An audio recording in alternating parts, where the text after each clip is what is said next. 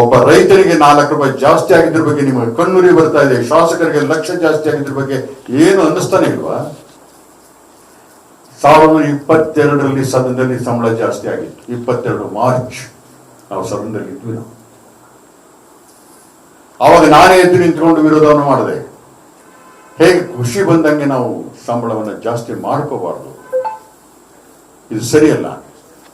22ರಲ್ಲಿ ಸಡನ್ನಲ್ಲಿ ಒಂದು ನಿರ್ಣಯವನ್ನು ಪಾಸ್ ಮಾಡೋದು ನಾವು, ಅದು ಗೆಜೆಟ್ ನೋಟಿಫಿಕೇಶನ್ ಕೂಡ ಆಯ್ತು. 5 ವರ್ಷಕ್ಕಿಂತ ಮುಂಚೆ ಮತ್ತೆ ಈ ವೇತನ ಏರ್ಪಡೆ ಆಗಬಾರದು ಅಂತ ಗೆಜೆಟ್ ನೋಟಿಫಿಕೇಶನ್ ಆಯ್ತು, ಕಾನೂನಾಯ್ತು, ಸದನದಲ್ಲಿ ಪಾಸ್ ಆಯ್ತು. ಕಳೆದ ಬಾರಿ 22 ವೇತನ ಜಾಸ್ತಿ ಆಗಬೇಕು, ನೀನು 5 ವರ್ಷ ಮಾಡುವಂತಿಲ್ಲ.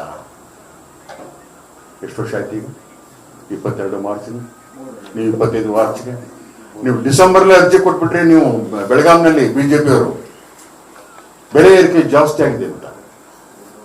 ಶಾಸಕರ ವೇತನ ಜಾಸ್ತಿ ಆಗ್ಬೇಕಾದ್ರೆ based on consumer price index 22ರಲ್ಲಿ ಏನಿತ್ತು, ಈಗೇನಾಗಿದೆ, ಯಾವ ಬೆಲೆ ಏರಿಕೆ ಜಾಸ್ತಿ ಆಗಿದೆ, ಯಾವ್ದು ಆಧಾರದ ಮೇಲೆ ಸಂಬಳ ಜಾಸ್ತಿ ಮಾಡಬೇಕಿತ್ತು, ಯಾವುದನ್ನು ಚರ್ಚೆ ಮಾಡದೆ ಆರ್ಥಿಕ ಸ್ಥಿತಿಗತಿಗಳ ಬಗ್ಗೆ ಮಾತಾಡ್ತಕ್ಕಂಥ ಒಂದು ಕನಿಷ್ಠ ಸಂಕೋಚ ನಾಚಿಕೆ ಆದ್ರೂ ಈ ನಾಯಕರಿಗೆ ಇರಬೇಕಲ್ಲ. ಪ್ರಸ್ತಾವ ಇವತ್ತು ವಿವರಣೆ ಕೊಡಬೇಕಲ್ಲ, ತಮ್ಮ ವೇತನವನ್ನು ಯಾಕೆ ಜಾಸ್ತಿ ಮಾಡಿಕೊಂಡ್ರಿ ಅಂತ. ಆ ಪ್ರಸ್ತಾವ ಯಾಕೆ ತಗೊಂಡು ಬಂದ್ರಿ ಅಂತೇಳಿ ಅಷ್ಟೊಂದು ಅಗತ್ಯ ಇತ್ತ?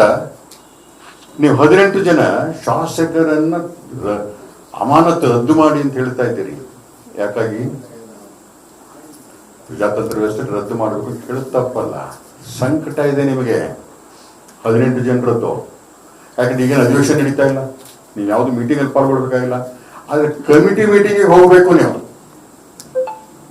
40 ರೂಪಾಯಿ 1 ಕಿಲೋಮೀಟರ್. ಶಿವಮೊಗ್ಗದಿಂದ ಒಂದು ಕಮಿಟಿಗೆ ಹೋಗಿ ಮೀಟಿಂಗ್ ಹೋಗಿ ಬಂದ್ರೆ 600 ಕಿಲೋಮೀಟರ್ ಅಪ್ ಅಂಡ್ ಡೌನ್ 24,000 ರೂಪಾಯಿ ಪ್ಲಸ್ ಸಿಟ್ಟಿಂಗ್ ಚಾರ್ಜ್ 5 ದಿನದ್ದು 2,000 10,000 34,000 ತಿಂಗಳಿಗೆ 4 1.25 ಲಕ್ಷ ರೂಪಾಯಿ ನಿಮ್ಮ TADA ಲಾಸ್ ಆಗ್ತಿದೀವಿ ಅಂತ ನಿಮ್ಮ ಹೋರಾಟ. ನಾಚಿಕೆ ಆಗೋದಿಲ್ಲ? ಬಡವರ ಬಗ್ಗೆ ಮಾತನಾಡುವಾಗ ಈ ಪ್ರಶ್ನೆ ಅಂತ ಎತ್ತುತ್ತಿರಲಿಲ್ಲ. ನೋಟಿಫಿಕೇಶನ್ ಕೈಗಳಿವೆ, ನೋಟಿಫಿಕೇಶನ್ ಇಟ್ಕೊಂಡು ಮಾತನಾಡ್ತಾ ಇದ್ದೇನೆ. ಇದರ ಹೊರೆ ಯಾರ ಮೇಲೆ ಬರುತ್ತೆ? ಜನಸಾಮಾನ್ಯರ ಮೇಲೆ. ಭ್ರಷ್ಟಾಚಾರದ ಬಗ್ಗೆ ಮಾತನಾಡ್ತಾ ಇದ್ದೀರಾ. ನಾನು ನಿಮಗೊಂದು ಜೆರಾಕ್ಸ್ ಸಿಗಲಿಲ್ಲ, ಕೊಡ್ತೇನೆ, ತಮ್ಮ ವಾಟ್ಸಪ್ಗೆ ಕಳಿಸ್ಕೊಡ್ತೇನೆ. ಭ್ರಷ್ಟಾಚಾರ ಮಾಡುವಾಗ ಇದ್ರ ಬಗ್ಗೆ ಒಂದು ವಿವರಣೆಯನ್ನು ಶಿವಮೊಗ್ಗದಲ್ಲೇ ಕೊಡ್ಬೇಕಲ್ಲ. ಕಾರಣ ಆಶ್ಚರ್ಯ ಪಡುವಂತ ಒಂದು ಭ್ರಷ್ಟಾಚಾರ ಇದು.